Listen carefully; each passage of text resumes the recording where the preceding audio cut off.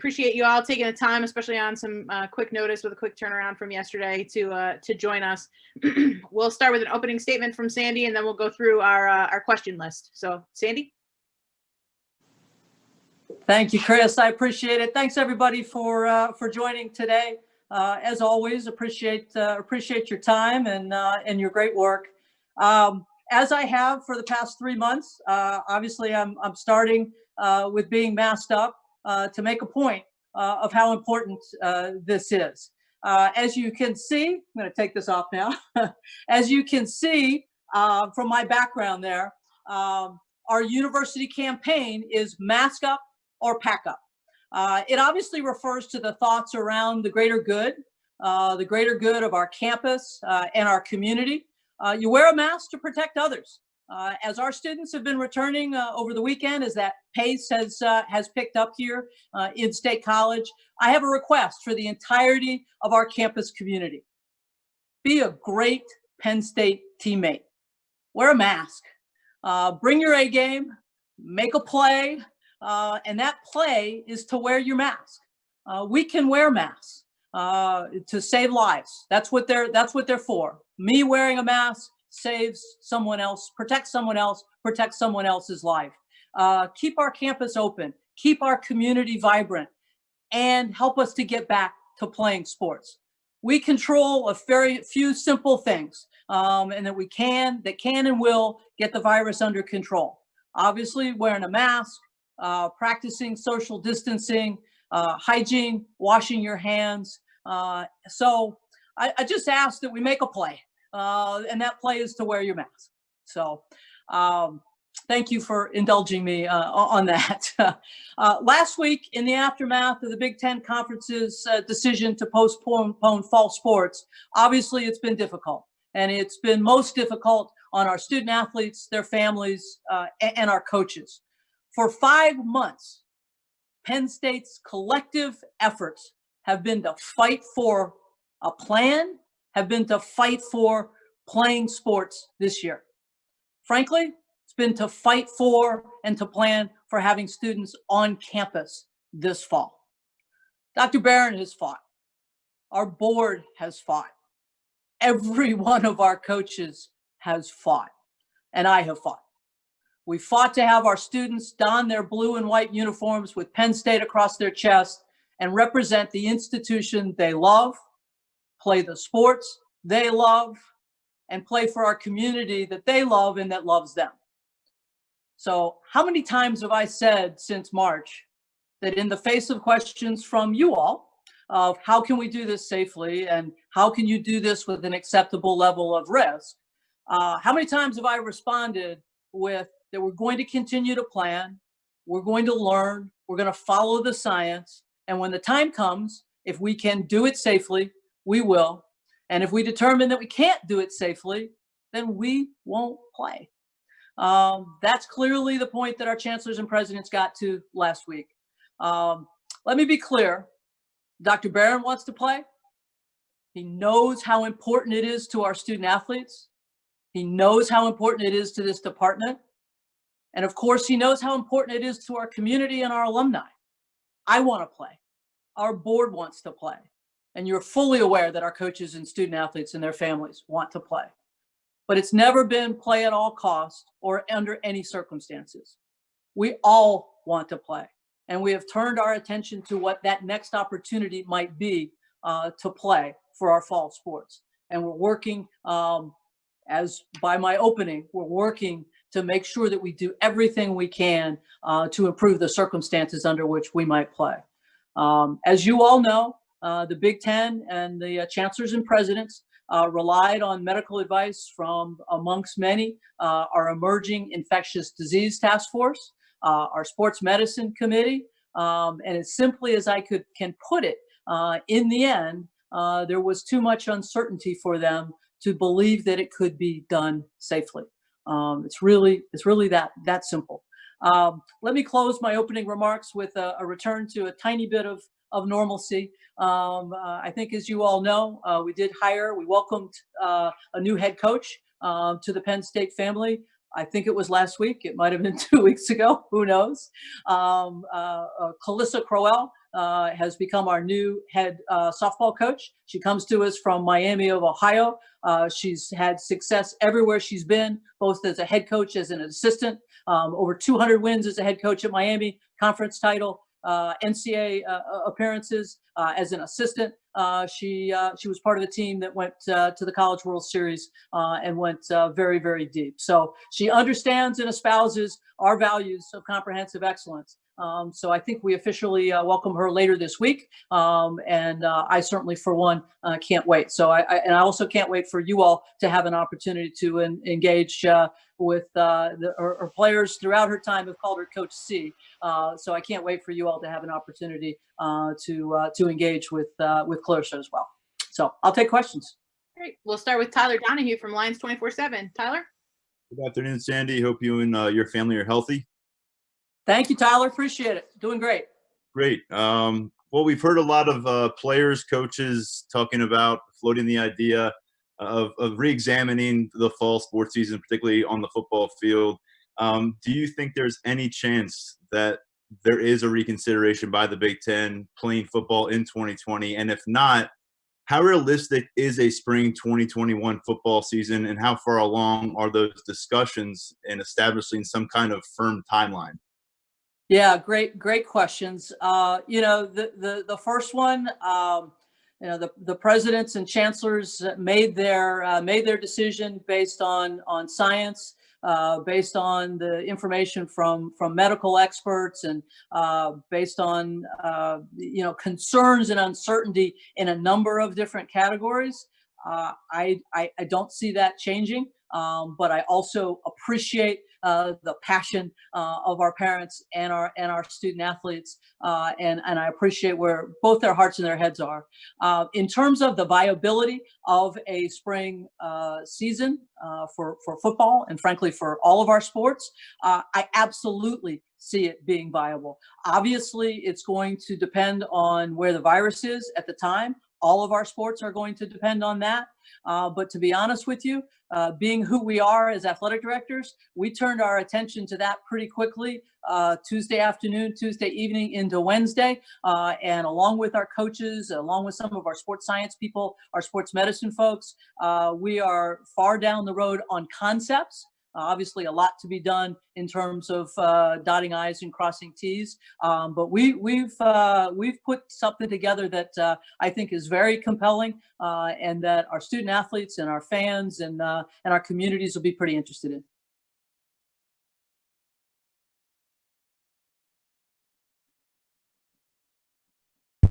Mike. Hi, Sandy. Hey there. How you doing? Good, thank you. Your share from the Big Ten last year was around $55 million. What does that look like this fiscal year if there is no football in the spring? And what are your projections if there is football in the spring with that $55 million? Yeah, so that $55 million is a composite of all the different kinds of revenues that we get that flow through the Big Ten.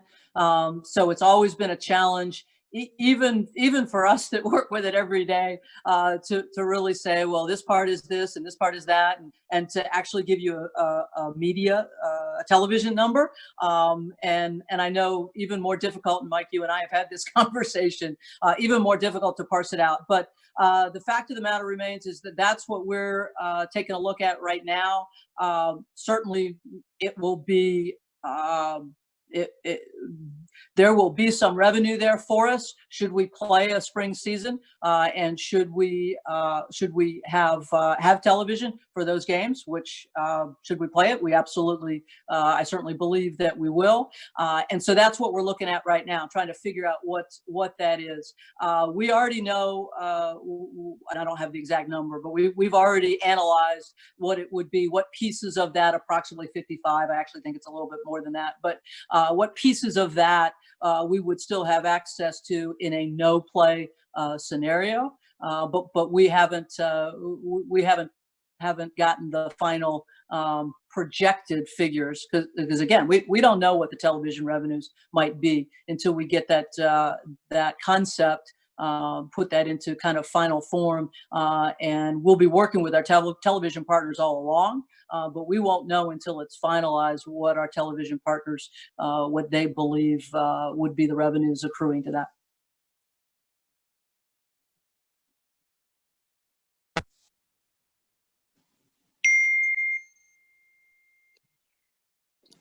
Hi, Sandy. How are you?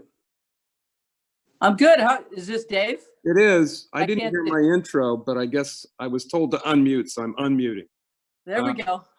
Good to see you. To elaborate on Tyler's question, there have been some pretty high-profile personalities, including our Urban Meyer, who have discarded the notion of spring football pretty much out of hand, while Jeff Brom put together a fairly intricate plan. Why do you think spring football can be played and then a following season of the fall without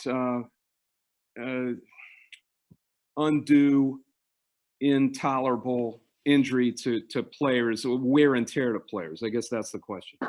Yeah, so that's Dave, where we're going to rely on our sports science people. We're going to rely on our sports medicine folks. We're going to rely on the science to tell us. We've already had a lot of conversations about practice versus what kind of practice and how far could we take it back and have that be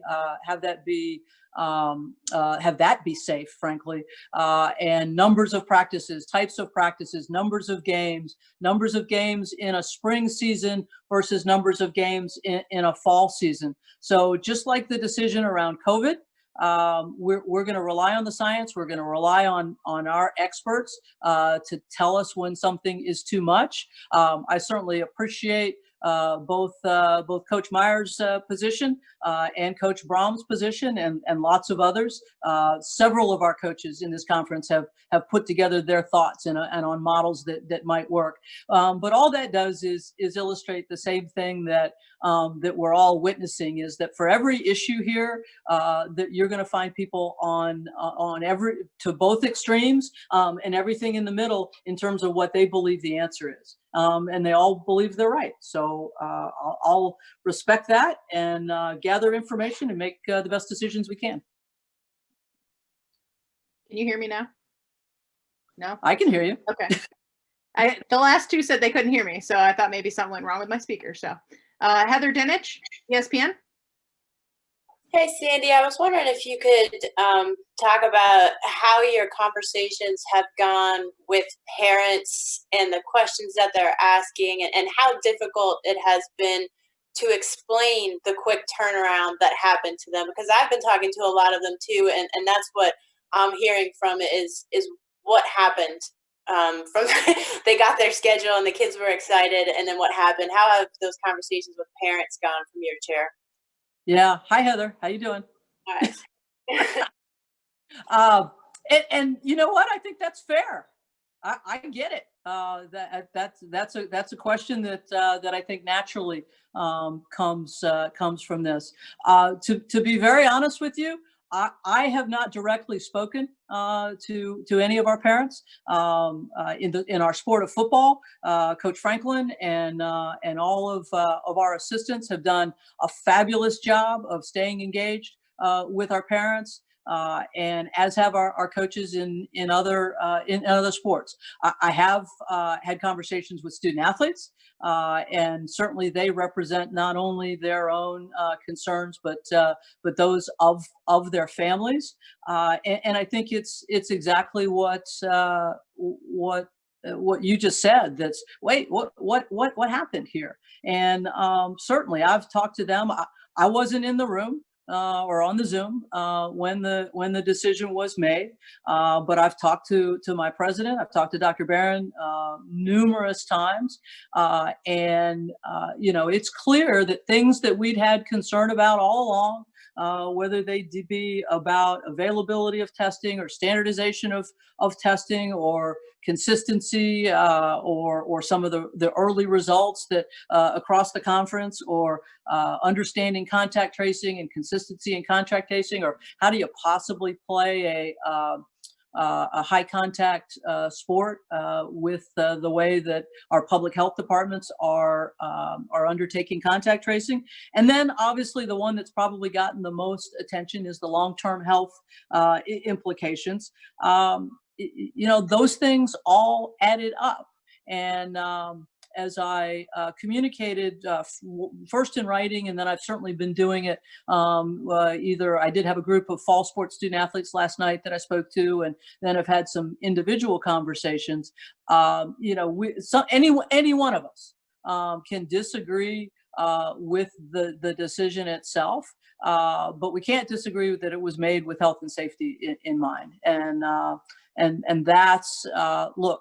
The flow of information and the speed at which it's come at us. And then what I mentioned before about having experts on every side of an answer to every one of these questions, that makes it really difficult. And it makes it really difficult, particularly on an age group of young men and young women, 18 to 23 years old, who are and have been focused so singularly on playing for the last 5 months. And this is hard. This is really difficult, and I totally get it.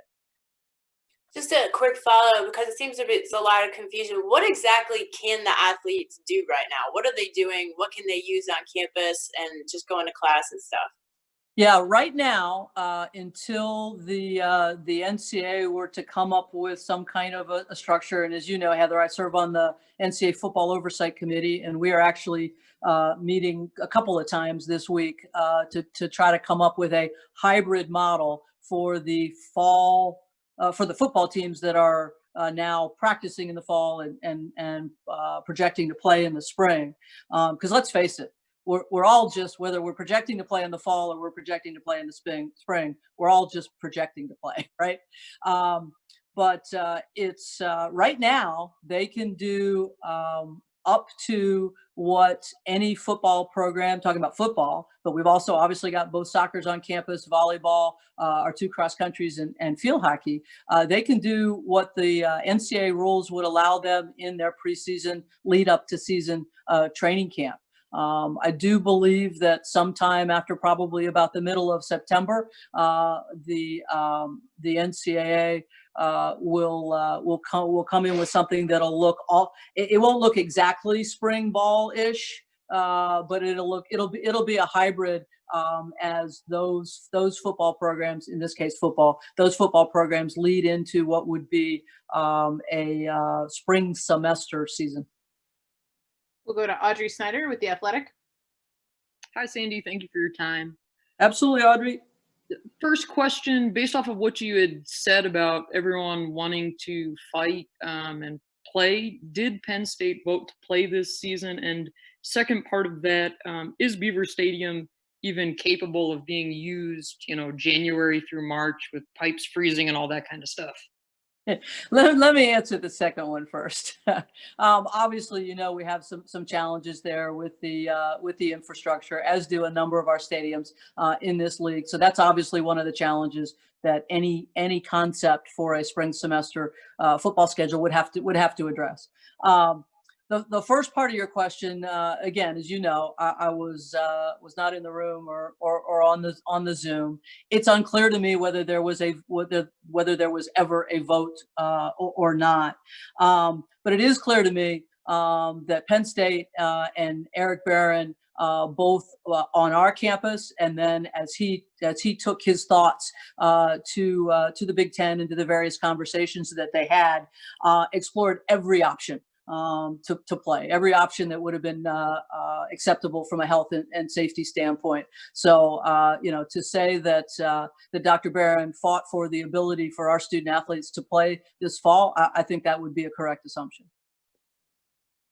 We will welcome our newest member of the beat, Parth Upadhyay from the Center Daily Times. Parth. Welcome, Parth. How's it going? Going well. Yourself? Doing well. Appreciate your time. Welcome to the beat. Yeah, so obviously you said that, as of right now, you are expecting to play in the spring, and you certainly hope to play. But in kind of a worst case situation, if Penn State can't get any of that revenue from football, do you see a potentially being cut in order to kind of recover? Did you say sport cuts? You cut off there. Sorry. Parth, why don't you repeat the question? Yes. Sorry, I couldn't unmute myself there for a second. But do you see Penn State cutting a program completely just to kind of recover from a lack of revenue in football? That's what I thought you asked, but I just wanted to be clear. Parth, as you may or may not know, a bunch of the other folks here obviously do. We have a long history and tradition of comprehensive excellence across a fairly large number of sports, and certainly one of my goals would be to continue that tradition and continue that as one of our long held values. But having said that, obviously this is going to be a very difficult financial situation. And I have tasked our team and certainly am part of looking at every available measure to close the gap of whatever the revenue is that we're going to lose. As you know, we've undergone salary reductions. We have taken reductions in our operating budgets. Some of it obviously is going to happen organically without travel this fall. How much of that is going to just be spent in the spring? Obviously, we're getting a grip on that. But how much can we close that gap? And then we'll just need to make sure that to be responsible, fiscally responsible from a leadership standpoint, I've got to put everything on the table and then analyze and understand the impacts on our department, on our organization, and then the impacts to the bottom line. And we'll have to decide which of those measures we take. We will now go to Elton Hayes, CNHI, Pennsylvania. Where are you, Elton? Elton, go ahead. You're unmuted. Can we hear you? We can't hear you. We'll circle back to you, Elton. I can see you, Elton. Now we'll go to Mark Brennan, Fight on State. Hi, Sandy. How you doing today? I'm good, Mark. Yourself? I'm doing great. Hey, can you tell us what feedback you got on the timing of the Big Ten's decision? I know James was very adamant that, hey, why not wait? And you've really been a proponent for student athletes' voices being heard, and it seems like they're kind of hurt that they weren't even heard. Their voices were not heard at all while this decision was being made. Not to say that would have played a part, but they weren't heard at all. So what's your take on that? Yeah, let me, I don't know whether this makes any difference to your assertion that their voices weren't heard at all.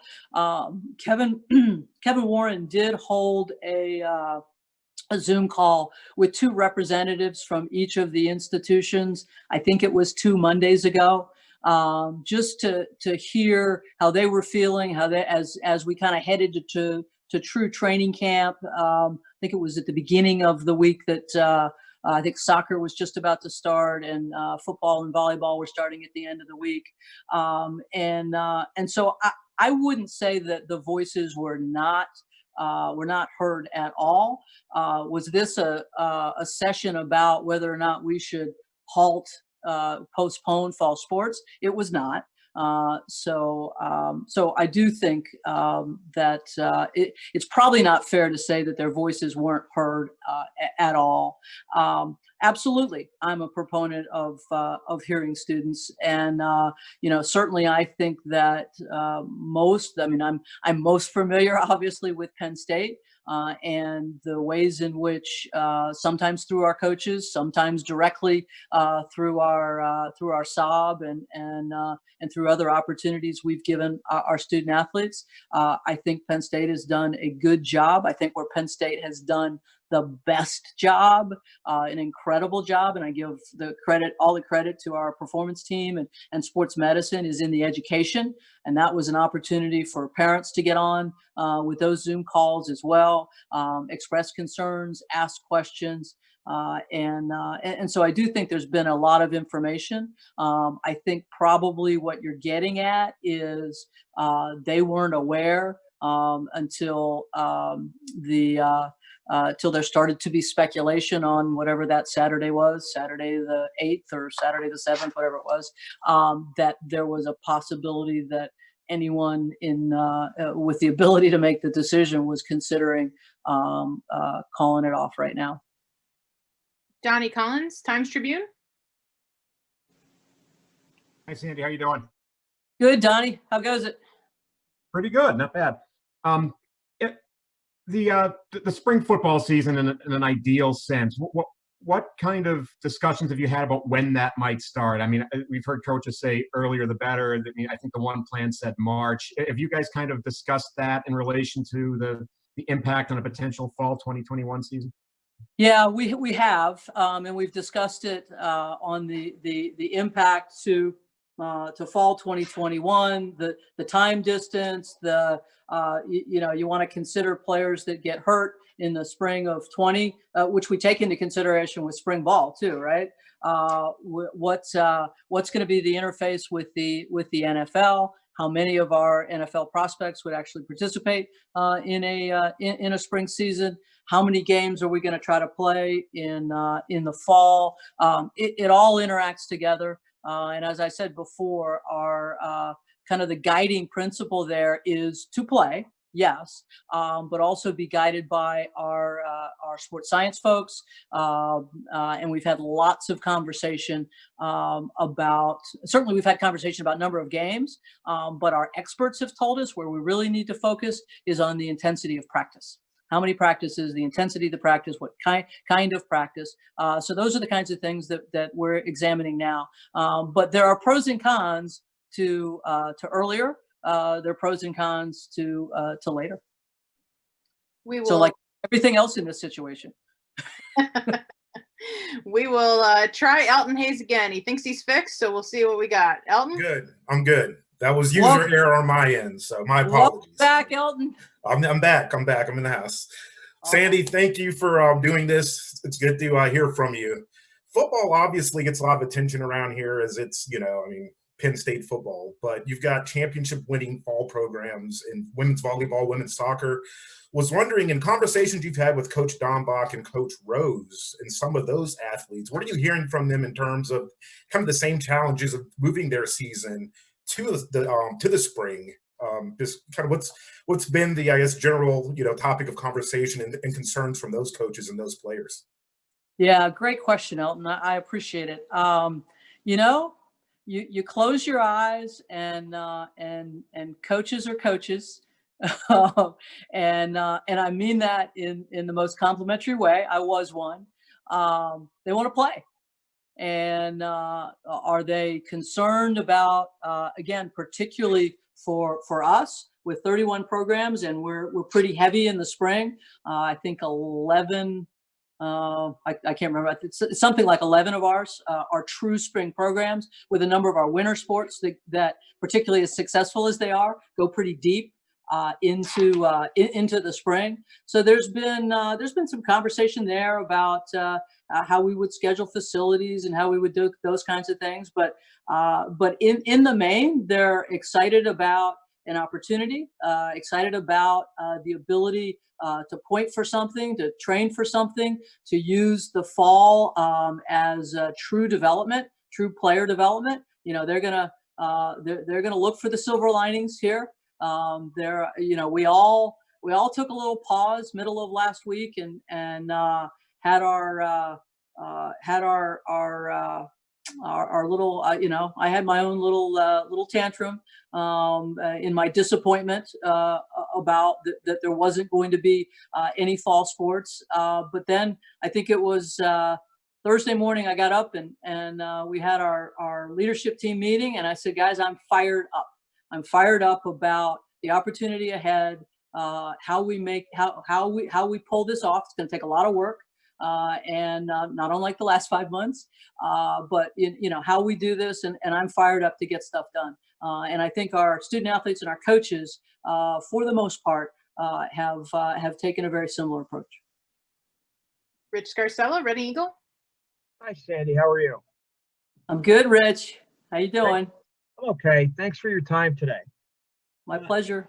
In response to Heather's question, you said regarding what changed from August 5th to the weekend when it appeared that the Big Ten was moving toward postponing the fall seasons. You mentioned testing tracings and Rich, you're fading in and out. I'm sorry. You mentioned in response to Heather, some of the things that changed from August 5th to August 8th, like testing and tracing. You also mentioned long-term implications. Were you referring to myocarditis and reports that the Big Ten may have received? And do you believe that was the chief reason why the presidents decided to postpone? Yeah, ultimately, Rich, I believe, and again, it wasn't necessarily that something discrete changed from the 5th to the 8th. It was little bits of information, as well as, again, the rate of information coming in. The rate of our learning has been phenomenal over the course of the last 5 months. And, we've been talking on our campus about long-term impacts for probably 2 months. We've been talking about myocarditis. We've been fortunate enough that we have not diagnosed any of our positive students with myocarditis at this point. But that's been on our radar for, I would say, at least 2 months. But we have an infectious disease task force, an emerging infectious disease task force, and our sports medicine committee for a reason, for them to be the experts and bring to us information that's either positive or of concern, and they've done that all along. The probably the positive place, and you all know this, that the area that we're getting the most positives in, although it's some positive and some negative, but is on the testing front, and that's on the saliva test, the point of care saliva test. On the other hand, the PCR reagent-based tests are becoming, the supply chain on those is tightening up a little bit, which was very concerning, I know, to our presidents and chancellors. Those things we learn more and more in real time. The long-term impacts are something we can't know. We can't know right now. And frankly, we can't know in 2 or 3 weeks. Either. So was that certainly a part of their decision? Absolutely it was. But it's, I wouldn't say it as a subject, maybe some of the information within it, but as a subject, I don't think it was new to any of our campuses or new to our presidents or chancellors. We'll go to Ralph Russo, Associated Press. Ralph? Thanks, Sandy. Hi, Ralph. Hey there. One very quick one. Do you think the Big Ten, and I would love a follow-up on something a little different. Do you think the Big Ten, Commissioner Warren, maybe the presidents, should meet with players and parents to give more information about why the season was postponed? Obviously, there's been a letter from Penn State parents and a few other schools. Yep. I certainly, I don't know what the mode of delivery is, but I certainly will always be in favor of our student athletes and their families having as much information as is wise and available to provide them with. So I certainly will fall out on that side. Yeah.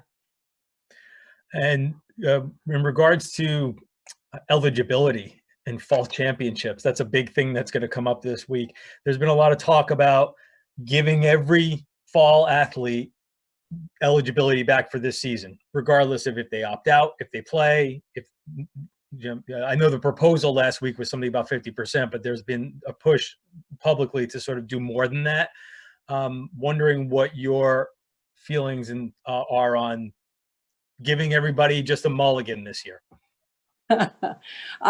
Yeah. Well, the interesting part about your question is, Ralph, right now, as it stands for our fall sports student athletes, they all get a year, no matter what the NCAA does right now.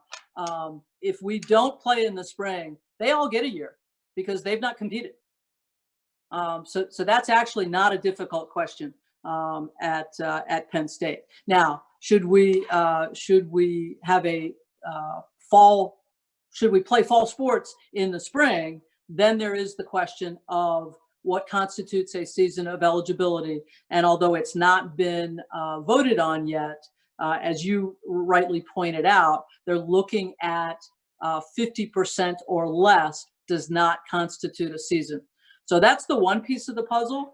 I have lots of faith that we'll be able to work that one out pretty seamlessly. The one that's going to be a little bit more challenging is the financial aid piece, which is, I won't say equally as important to student athletes. In some cases, it might be more important, because if they get a season of eligibility back but don't have a scholarship, that might be an empty promise to them. Go to Mark Wogenrich, SI.com. Woogie? Yeah, I just wanted to get up. Hey, Mark. Thanks, Sandy. Appreciate it. You mentioned earlier about that it was unclear whether a vote was taken. I just wanted to contextualize that statement. What did you mean by that? And then also, what do you mean, if you could maybe describe, or I guess, what constitutes fighting on behalf of the Penn State athletes, on your behalf and Dr. Barron's behalf? Yeah, so I will make myself much clearer on the statement. It is unclear to me whether or not there was a vote. Nobody's ever told me there was.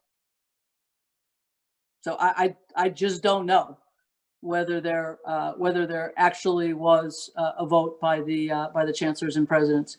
And then, by fighting, it's trying to find a way, doing everything we can to find a way to have a season safely. From minute one, we've always talked about you guys are probably tired of me saying health and safety, health and safety, health and safety. But it is the overriding principle. But you've also heard me talk about balance.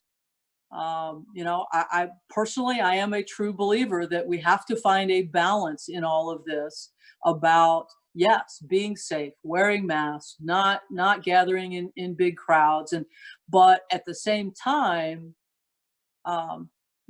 we do have to live our lives. I'm thrilled that we're bringing students back to campus, and this campus has a great plan, and the virus will decide whether it works or not.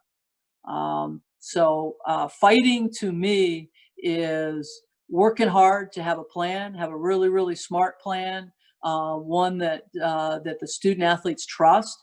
And I think everything you all have read, or everything you all have talked to our individual student athletes, I believe, you'll have to ask them, but I believe they felt like we had a great plan. And we put it together, and they felt safe. They understood it. Their families understood it. And they were, to the very, very best of their ability, they were working it. And I am very appreciative of all the work that they put in to that. And they're going to keep doing it, because we're going to keep practicing. And we're going to make this fall semester one of development of their minds, their bodies. We're going to work on social justice. We're going to do all kinds of things for them to participate and engage in this fall. Frank Bodani, York Daily Record. Hi, Sandy. Thank you very much. Hey, Frank. Hi. So what would be the reason that or benefit of the Big Ten canceling last week, when a season may not have even started till the end of September? And then secondly, what would be your estimation on when we would have more firm plans about a spring football season? Yeah. I'm getting all these two-part questions because I think that Chris isn't allowing two questions. So the first half of your two-part question is I believe that the chancellors and presidents had enough concern about some of the items that we've talked about, and about the uncertainty, and that the nature of those and the nature of the uncertainty was not something that was going to change in 2 or 3 weeks or a month. Otherwise, I think they would have held out, and that they felt it was important to make the decision and to start working on what is the next best viable opportunity. So I think that's the answer to the first one. And then I'm sorry, Frank, I forgot the second part. No, the spring football season, more firm plans as to when they might be released, because I think players and parents are just upset that they don't have more information. Absolutely. And I totally understand it. It has a huge impact on their lives. I don't think we're going to have it done and dusted and I's dotted and T's crossed. But I do believe that we are looking at releasing kind of the concepts around it, what we're working towards. And I think that should be in the next week or so. Adam Rittenberg, ESPN.com. Hey, Sandy, how are you? Adam, how goes it? Good, good. Hey, Sandy, I know you guys were on almost daily calls with Kevin Warren as ADs, but I know there's been a lot of questions. Not almost. Right. So I think we're on 113 now. Sure. So a lot of communication there. I guess a lot of people are wondering about the communication around this decision, though. And I know you weren't in the room. You're not a university president, but how do you assess the communication that was passed on from the Big Ten to everybody that needs to know around this decision, given how important it was?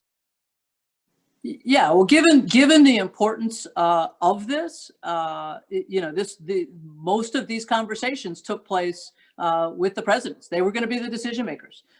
So I think it's fair to say that Kevin's attention was with them. Now, having said that, obviously relationships between presidents and athletic directors are different across campuses, across our 14 institutions.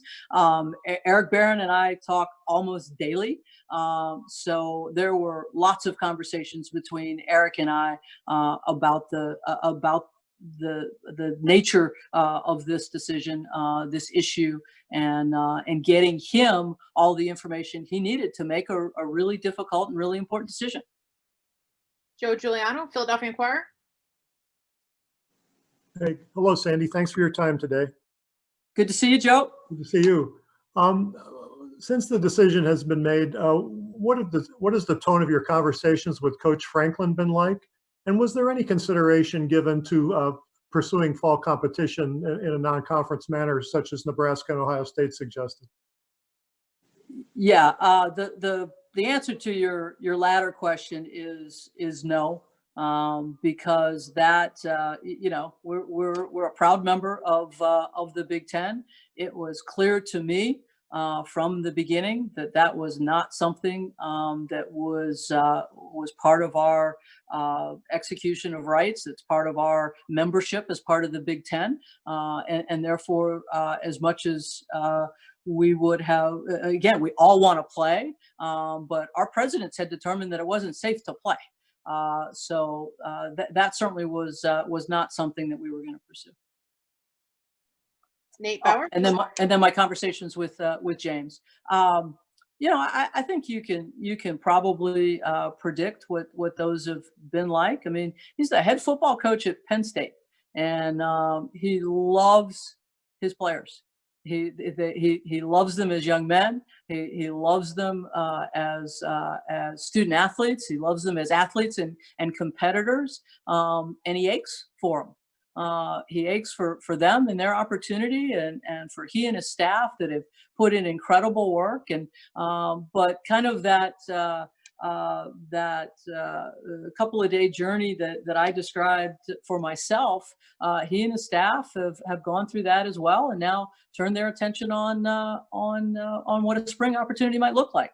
James has been part of a little committee that we've put together with a few athletic directors and a few coaches to really look at the viability of that, what it might look like, what the concept might look like.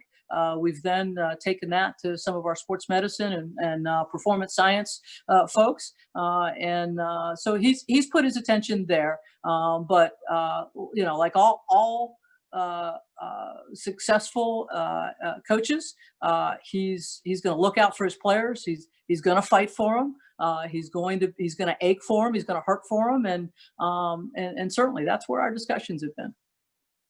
Nate Bauer, Blue White Illustrated. Hi, Sandy. How are you? Hey, Nate, I can't see you. Are you what are you wearing? T-shirt, always. What color? Blue.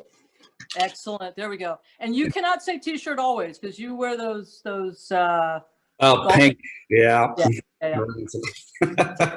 Hey, where are you in the planning stages for the winter sports, particularly basketball, as a, obviously a second big revenue component there?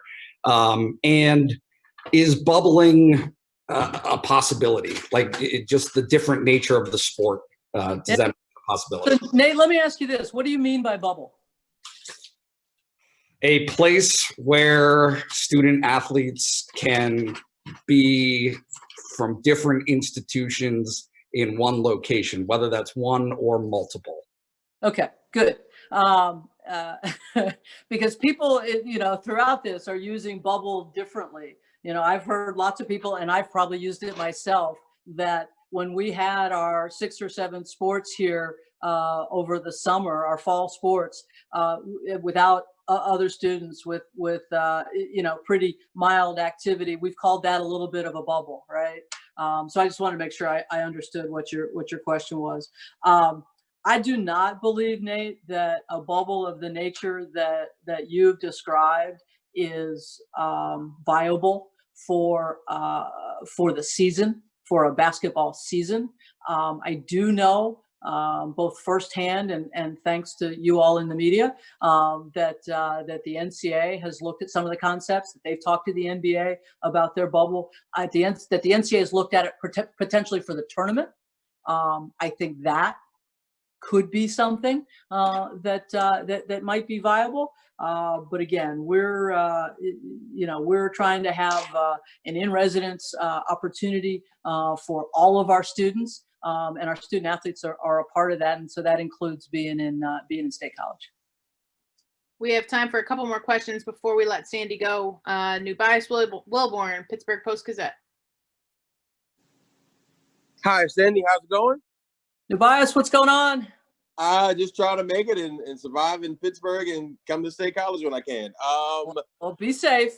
Yeah. And speaking of that, I was up there for a little bit, and the Happy Valley board said, there's a potential $70 million loss without having the football games this fall and everything of that nature. What is there any responsibility or what kind of conversation have you guys been having with the community, Center County, and the whole area to kind of try to find ways to maybe help each other recoup the losses that will come from not having a fall season? Yeah, Tobias, I'm glad you asked that, and I appreciate it because it's not something that I've talked about enough in my opening remarks. And this is a community that obviously benefits greatly from 7 football Saturdays in a fall, and without those, that's going to be really difficult. Without Penn State in session, that would be really, really difficult. So we athletics have not necessarily had individual conversations. The campus has been about what kinds of things can we do to help each other. As you very well know, we've had a number of initiatives, I won't call them campaigns, but initiatives this summer to encourage folks to patronize the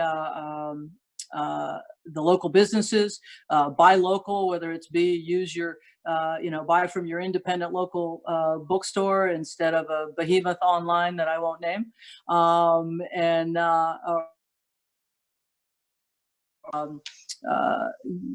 do takeout with the restaurants only doing takeout, do takeout. And so we've done a number of things there. We've done a number of things to keep our fans engaged and kind of keep their spirits up.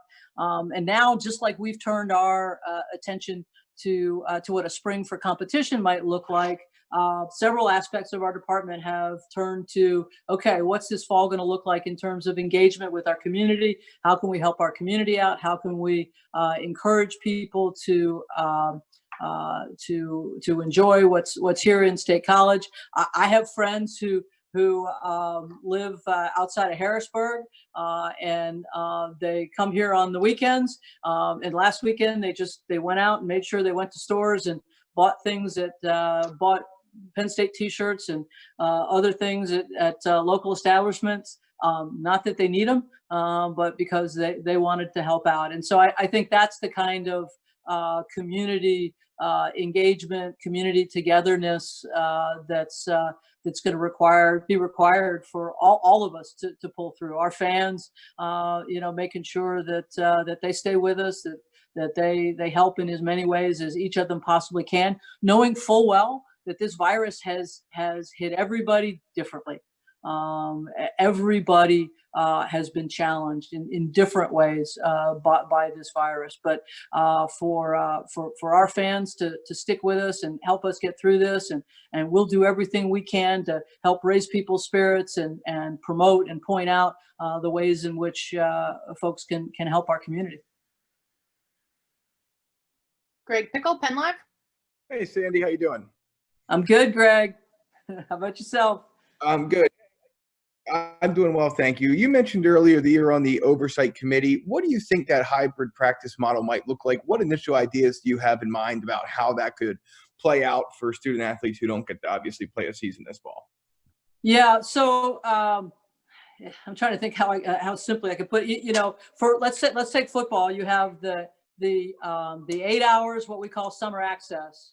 And then you've got the 20 hours, and football prescribes, well, this many sessions of this is when you can wear pads, and these you can't wear pads, and you can't have a ball, and you can't have this or that, or we believe that, not unlike this summer where we created another 20-hour-a-week category where there could be walkthroughs, but no what they call heartbeat, no defensive line lining up over an offensive line.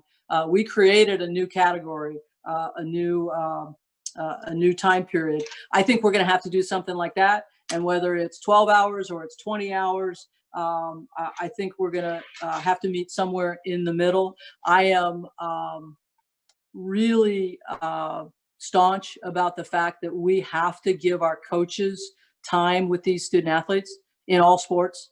We can't tell them, okay, it's 8 hours, summer access. The only person who can talk to them are the folks in the weight room. That's not going to work. These guys need their coaches, men and women. They need their coaches. They need that mentoring. Our coaches need their students at the same time. So I think we're going to have to build a middle category that's probably either at 20 hours or, maybe at 14 or 16, somewhere in there, that's going to allow what I had referenced before, opportunities for at least individual player development, if not some kind of team player development. Ben Jones, statecollege.com. Hey, Sandy, how's it going? I'm good, Ben. I can see you. You're on my front screen here. That's because I'm super important. I've got a million questions for you, but I'll just stick with one in a one-parter even. You kind of got a crash course on dealing with financials that are not optimal when you guys took out the $30 million loan a couple of years ago, and the sanctions were still sort of a thing, and that fine was still sort of a thing. That got paid off pretty quick. But the losses that you're facing here seem like a much broader window. Where do you think you're going to get some of that capital to become functional over the next couple of years? And how long do you think it's going to take you to be in a place where $100 million losses or what have you is something that you're not feeling on an annual basis? Yeah. So I appreciate the question because it gives me an opportunity to do a couple of things. One is, yeah, I took over a department in 2014 that had no reserves, and we've and had a $48 million loan that we still have for the fine, and 30 million to cover operating over the course of a few years there. We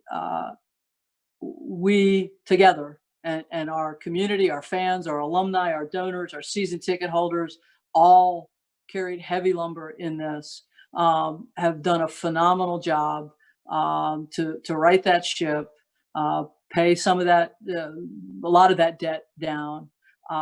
And as we sit today, we have north of $25 million in reserves. Now, we had eyes on using some of that capital for some of our facilities projects that are crucial to us. But those reserves go towards closing that gap. Our expense reductions that we've undertaken, either organically or through cuts, go to closing that gap. And the point is that we need to reduce everything we possibly can without impacting our competitiveness. And then I think you're pointing out the rest of it's going to have to be a loan.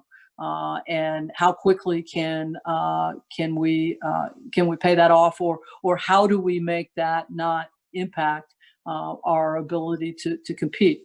You know, I do think, unlike my friends who went through Katrina, my friends at Tulane who went through Katrina, the rest of the country was not going through that. Everybody in the country is going through this. Now, there are going to be differential financial impacts, but I do think that we as an industry are going to take a step back and look at how we do things financially. But we're gonna work really hard to make sure that this has as little impact on our long-term competitiveness as it possibly can. But I also know that whether it's our opportunities to increase our revenues, enhance our revenues, to have donors step up and tell us they want to help us and want to help us through this, that's what we're going to have to do here over the course of the next 9 months. Land on our feet, and hopefully 21-22 is more of a regular year and get us heading right back in the right direction. Our last question will be with Dennis Dodd, CBS Sports. Got me. Hello. Yep. Hey, Dennis. Yeah. Oh, hey, Sandy. Oh, there you are. Yeah, Sandy. If you're not sure a vote was taken, and I just checked the Minnesota president's comment, she said that we didn't vote per se. How was this monumental decision arrived at, do you think? Well, I'm sure that the sense of the room was a certain direction, and everybody felt like in unison that this was the right thing to. I mean, that's hard for me, Dennis. I wasn't in the room. Right, I understand. But you're the second administrator in the Big Ten to say that, and Twitter's blowing up right now at the prospect of if there was no clear vote taken, then what exactly happened? I don't know. I don't know what to tell you. Okay. I know that every chancellor and president moved forward, told their athletic directors that was the decision. All right. Very good. Thank you. Yep. Thank you very much for joining us today, everybody. We're going to let Sandy go. Appreciate your time, and everybody have a great day and stay healthy. Thanks, everybody. Stay safe. Stay healthy.